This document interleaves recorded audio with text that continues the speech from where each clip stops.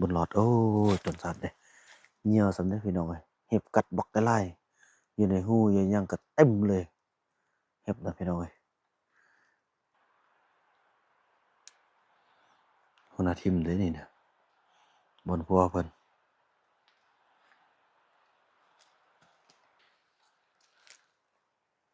ไฟกระดับหมดละบ่สนคมหนาวเลยบนยงเอ้ยอนาคตท่านที่จะดีโอ้ดีละตาน้อยเอ้ยที่ลูกยังบ่มานำกระเจ้าเนาะขอบใจปุกกี้ขอบใจดีออดขอบใจพ่อขอบใจแม่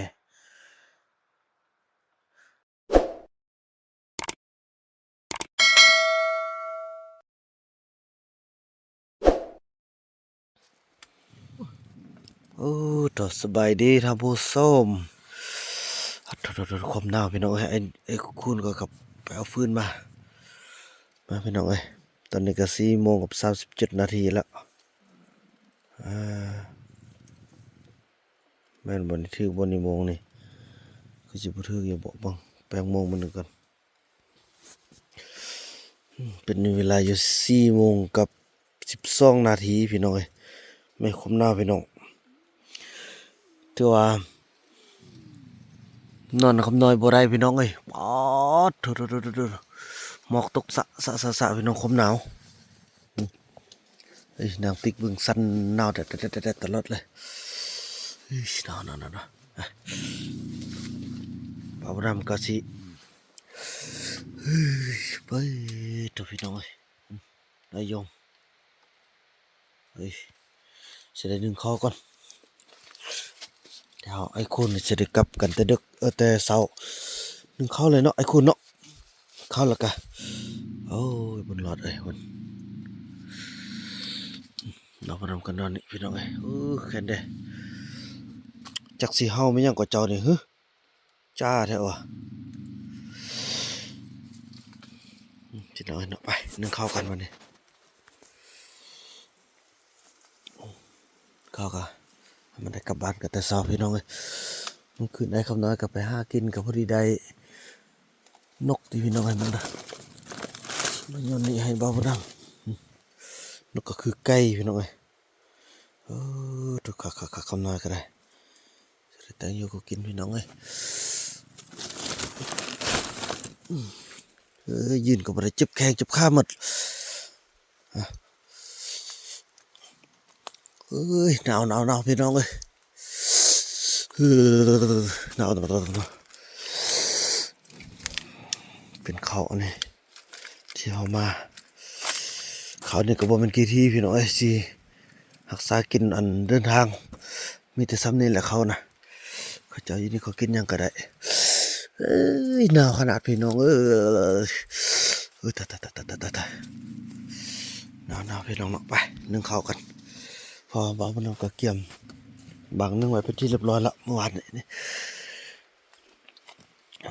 หมดเกี่ยวกับเมื่อวานนี่แหละ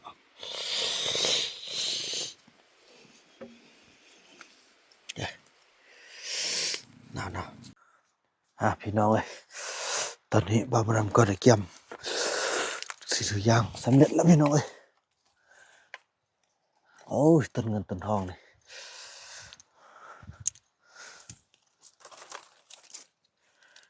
ต้นประตูเงินประตูทอง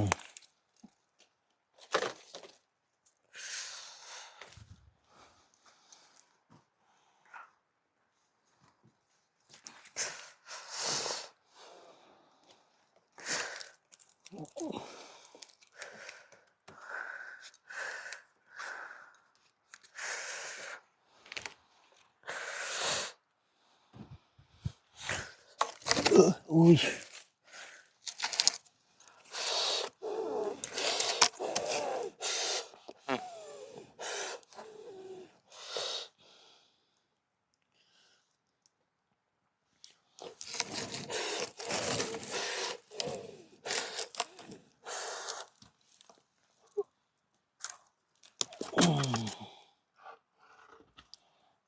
เก่งรถน้องเ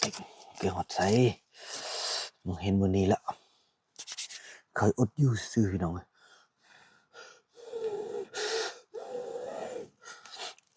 แต่จริงแล้วพี่น้องได้หูข่าวแล้วสิ่งที่นางติ๊กเรายานเรามาอยู่พี่นะย้อนไอ้เฟืองพี่น้องเอ้ยเดี๋ยวลุกตื่นสวัสดิ์ให้ทุกคนได้ฟังเพราะว่ามือไปงานหั้นเนาะนางเลียแล้วเว้าออกมา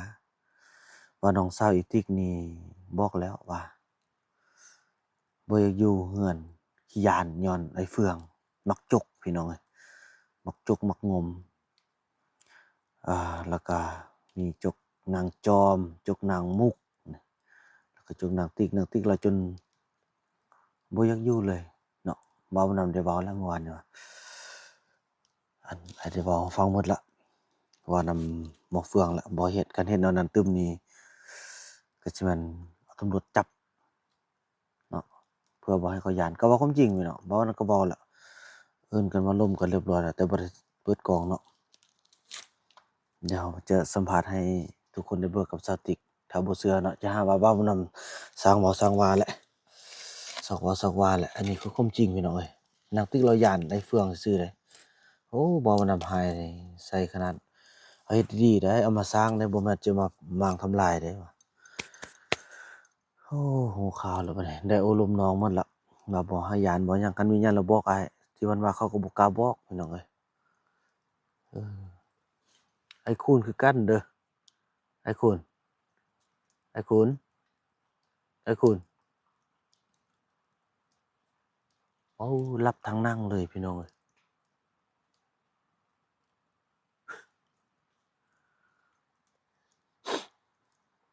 เมื่อวานนี้โอ้ลมกันหมดแล้วจะแบตเตอรี่หมดบ่ได้อัดเดี๋ยวมื้ออื่นเช้านี้เนาะหลังจากลูกมาก็สิ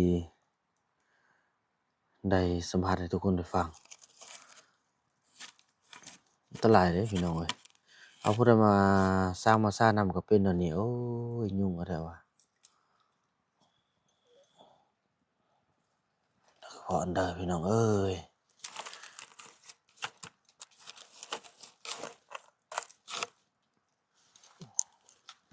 โอ้ยไอ้คุณนอนน่ะโอ้ยนอนลุ่มแม่นั่งซะแล้วมันก็ล้ม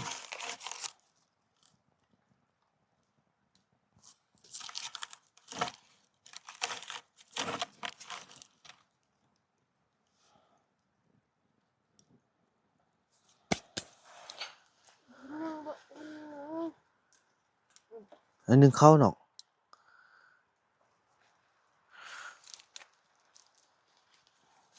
เย็น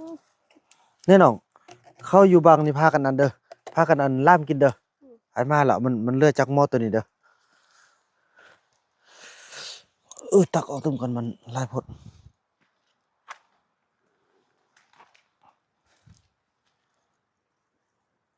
เอาไว้แบ่งให้สติ๊กกับบุญรอด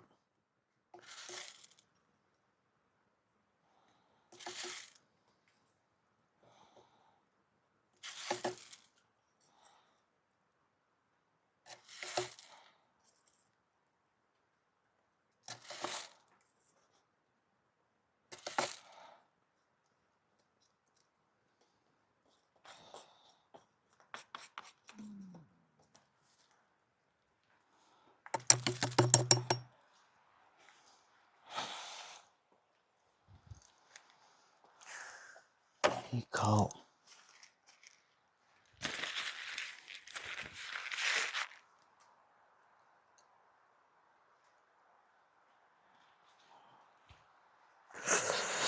เฮ้ยหนาวออกจากเตาไฟบ่ได้เลยอ้าวอันยัดมันไปใส่ละยัดปากกระบังไปใส่แล้วที่ไม่ใส่แล้ว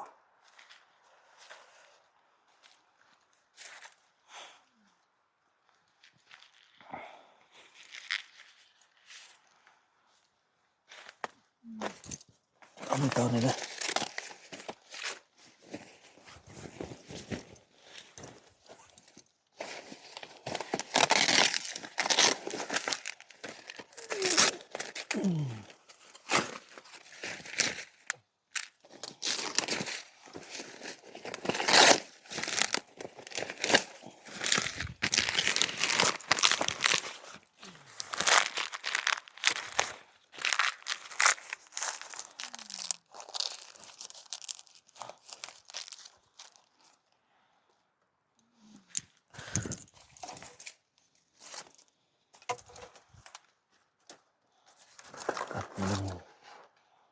ลดลงสำยืนละ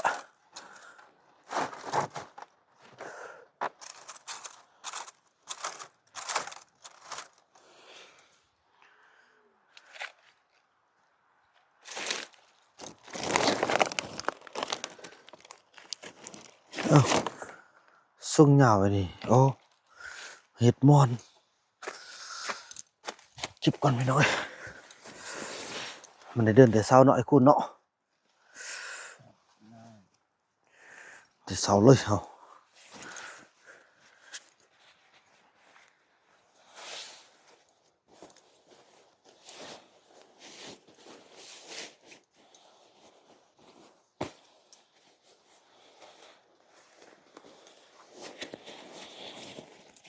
ส่งจะมาเห็ดมอนเมื่อคืนนี่ถูกถ้าบ่มีที่นอนของประตูให้นี่เซ็ตพี่น้อยผมหนาว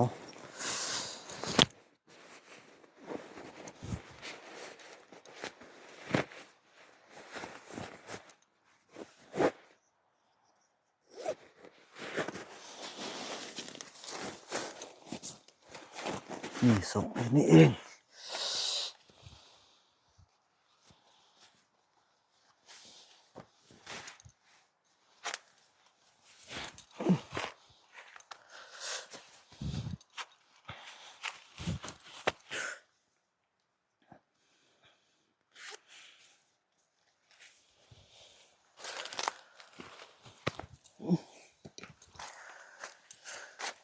วันนี้ก็จะเป็นขัวนกเลยได้บาทนี่ขัวนกเกี่ยม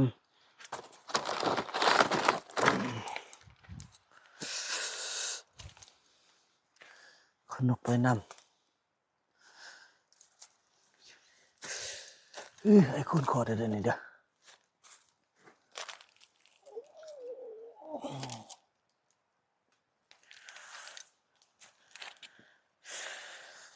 น้ำก็มันจะฟดขึ้นได้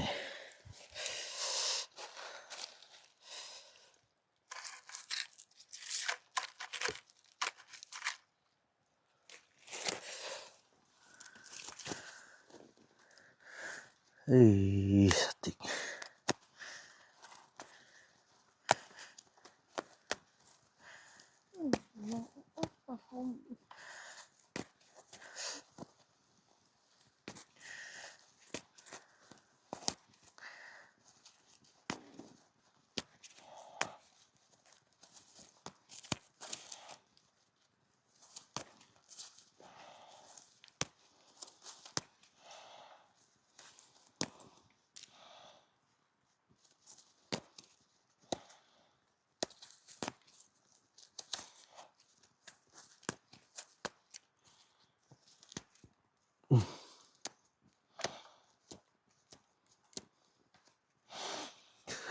ไปกาดยังกับโบได้พี่น้องเอ้ย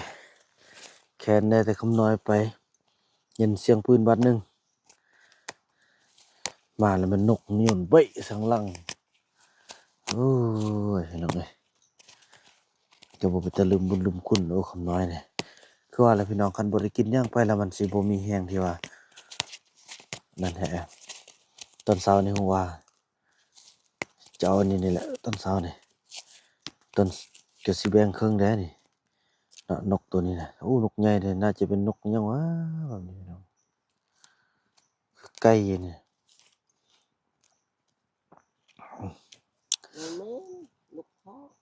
อันนี้นกข้อเนี่ย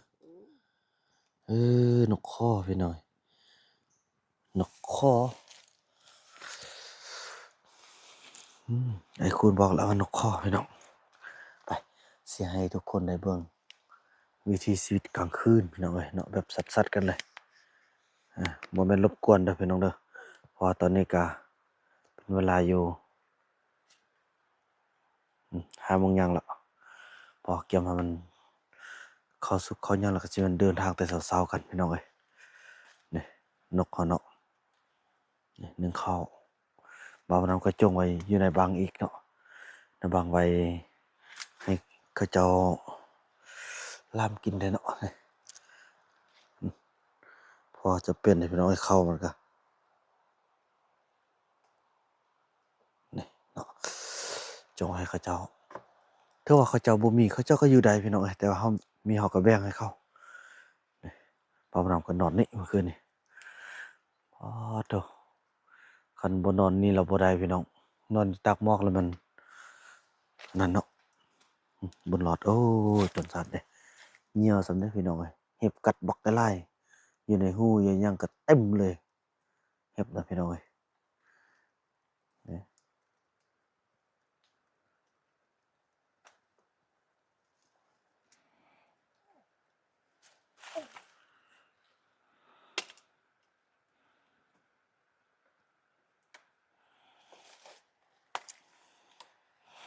ต้นประตูเงินประตูทองพี่น้องเอ้ยพุ่น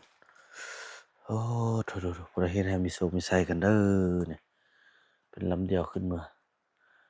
แต่สมบูรณ์เด้อพี่น้องอันนี้ก็2ต้นนี่สมบูรณ์แบบฝั่งนี้นี่เห็นบ่สิให้เบิ่งเด้อเพิ่นอยากปลูกผมหนังติกนี่นี่ทางนี้อืมสมบูรณ์แบบเลยนี่หัวหน้าทีมหัวหน้าทีมเด้อนี่น่ะบ่อนผัวเพิ่น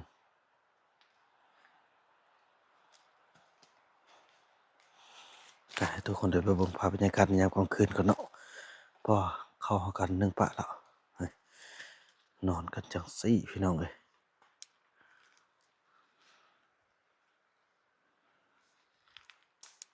อืมของกินสิมีหยังมันเอามาแมลงก็หมดแล้วอันนี้มันบักน้ำซะเด้อนี่บ่มีข้าวจักเม็ดเลยจะพากันอยู่ได้ปานก็จมว่าจะกินข้าวจะกินข้าวเฮ้ยเท่าหัวแข้งนี่ไฟก็ดับหมดแล้วบ่สนความหนาวเลยบุญยงเอ้ยอนาคตท่านที่จะดีโอ้ดีละตาน้อยเอ้ยที่ลูกยังบ่มานำกับเจ้าเนาะขอบใจปุกกี้ขอบใจดีออดขอบใจพ่อขอบใจแม่ขอบใจ FC ทุกท่านเนาะนี่คำน้อยมันดังไฟเที่ยวเดียวได้นี่บ่ลุกมาดังอีกเฮ้ยเธอได้กินย้อนเท่าขี้คร้านนี่เด้เนี่ยของกินกินกลับบ้านนะอืมเดี๋ยวนี้แหละพี่น้องวิธีนอน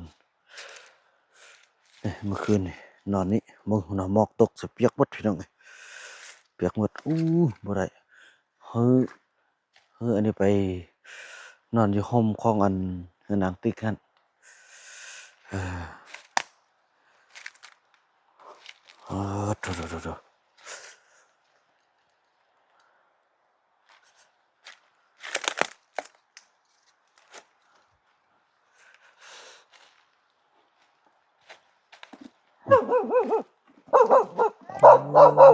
โอ้